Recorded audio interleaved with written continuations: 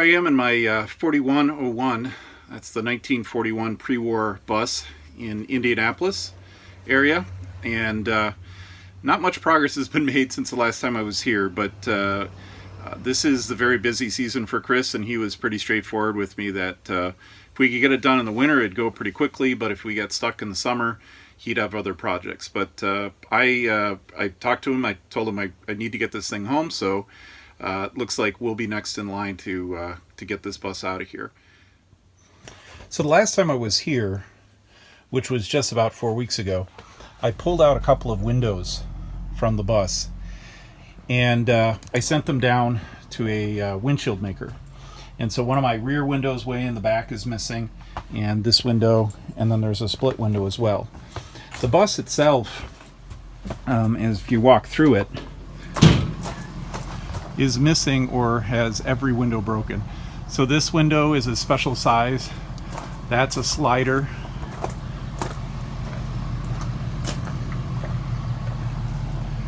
We walk around to the back. That's of course a unique size back here. That's a special size. And so in the process of getting all of these replaced, I had to pretty much order every single one. They're all coming apart, the lamination, and I replaced them all with the same kind of thing, tempered on the sides, which laminated is just not necessary. Tempered provides a little better in the way of insulation, to the point where I can go to a single pane and produce the same amount of insulation or RF as a double pane old one. The front and the back I did go with the laminated because they are safety glass, and of course then I've got a couple of these. So I think that all in all I ordered 4 of the door windows. I ordered a total of 6 of the larger windshields. Scott, the bus grease monkey, wanted a pair, so I ordered him some as well. And then I ordered a set for the bus down in Texas. They'll be ready tomorrow. I'm going to go pick those up tomorrow. The spring project's almost done. I talked with Chris and to Tyler today, and these springs are almost ready to come out.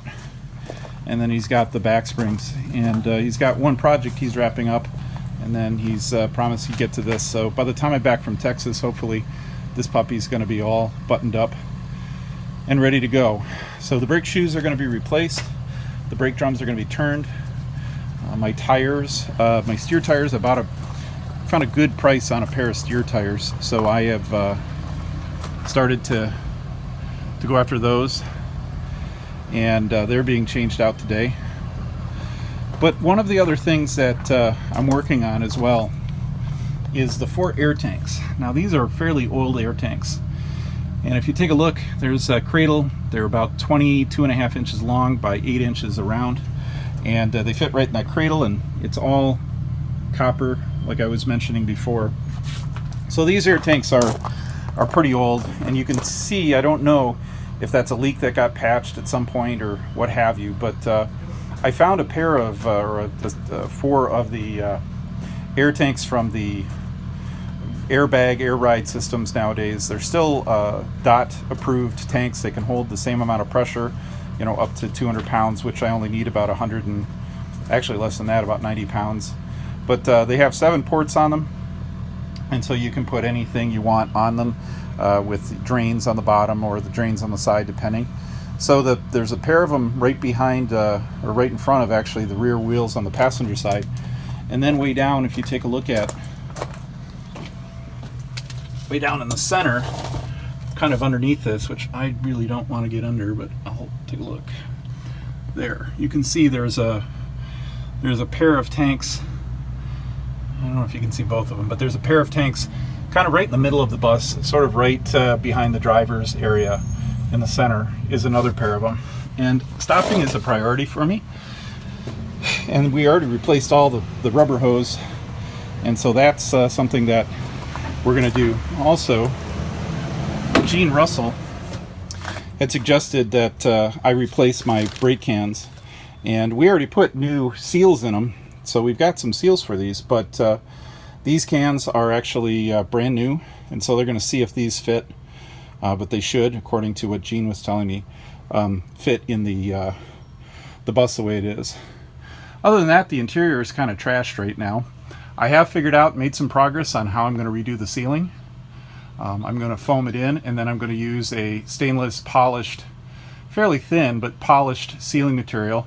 I'm going to wire it right down the center, so there'll be some center electrical ports drilled for LED. I'm going to do everything in LED, and that'll come hopefully all the way from this wood.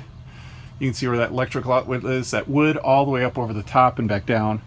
And there's only like 7 sheets. It's not a tremendous number of them. It does get tricky back towards the bathroom. I'm going to have to either pull the bathroom out or, you know, detach it and then reassemble it if I'm going to keep the bathroom intact, which I might do. But I'm not going to have a lot of 110 outlets. I'll have them near the kitchen. I'll have maybe one up front, but not as much as this. This thing is 50 amp service right now. And I just don't need that much. You know, things have progressed into the 24 volt, and so I'm going to go all lighting and everything 24 volt, and do a step down to 12 if I need something that's 12 volt, and everything else is going to be a lot of USB powered, which is of course even less than that. But you have 24 volt to USB adapters are fairly common as well. So this I'm going to mess with when I'm back in Traverse City. You know, the trick is to get home right now. If you've never seen any of the previous videos, you can see here that I'm using modern gauges with a wire basically that runs all the way to the back of the bus. And so my ignition, you can see it there, and my emergency shutoff, and all of those things are actually new wiring, because the old wiring is a rat's nest and it's not original. You can see it's somebody just kind of went. So I'm going to have to recreate this. And I still have not seen an original dash from a 1941 Silversides, the pre-war. I don't know if they have the same really sleek designs like the later buses do, but that's something that I'll mess with.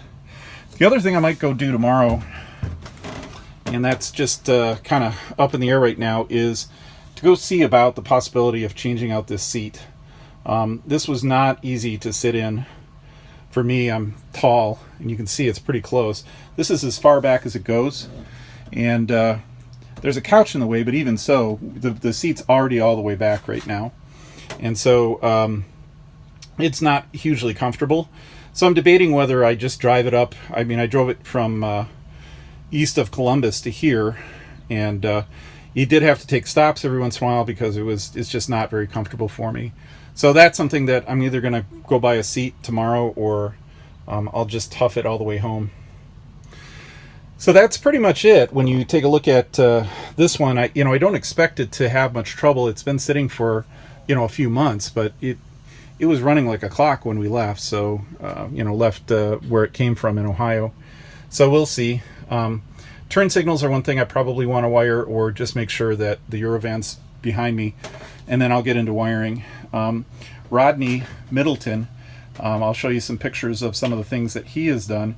Rodney has actually replaced the entire wiring harness with modern wiring, and he's done a really nice job. And essentially what he's told me is that this panel right here, this floor panel, has to be unscrewed, and that's where the wiring chase, or the wiring run, goes underneath here. And it goes, if you look along the bus, there's a channel that goes sort of right down the middle of the bus as you walk along. So you can see that there's a chase kind of right there. So that's something that I can mess with. I have a friend up in Traverse City who's actually a retired automotive electrical engineer, and he's taken an interest in this, and so he's going to help with the with that. And it's not very complex. I think it's only 8 leads. Rodney ran a lot more because he's got other plans, but we shall see what becomes of it. So that's kind of news on the 41 right now. Like I said, I'm really hoping later this week and into next week they'll get this done, and then we'll be ready to haul this sucker home. The headlight got taken out for some reason, I don't know. That'll all get put back together, and then we'll be good. So that's that's it right now on my pre-war one. Still needs a little spit shine, but that's stuff I can do.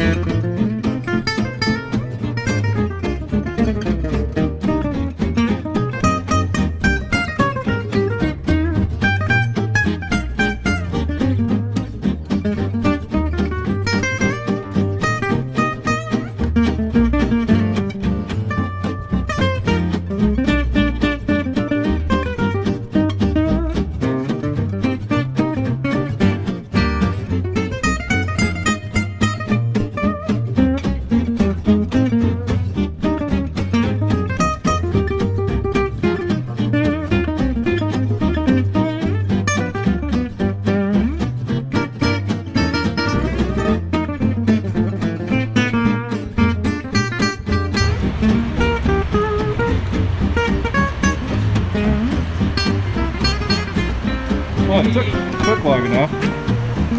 I'm here. All right, man, it's about time. Your wonderful country let me in. Did you pack enough? No, never. All right. I didn't bring any tools. Well, we got that covered, man. Okay. Throw your freaking gear in there and let's go. It says no parking. Yeah, this is America, man. We don't mean most of the things we say here. This airport was nice and quiet. This is actually a pretty darn good airport. It's one of the better airports in the. It's one of the better airports in the country, actually. O'Hare was busy. Yeah, O'Hare is kind of a. Here, we don't need these things. Yeah. I wore. You don't have COVID, right? No. Okay. Well, not that I know of. I was just on an airplane, so. Well.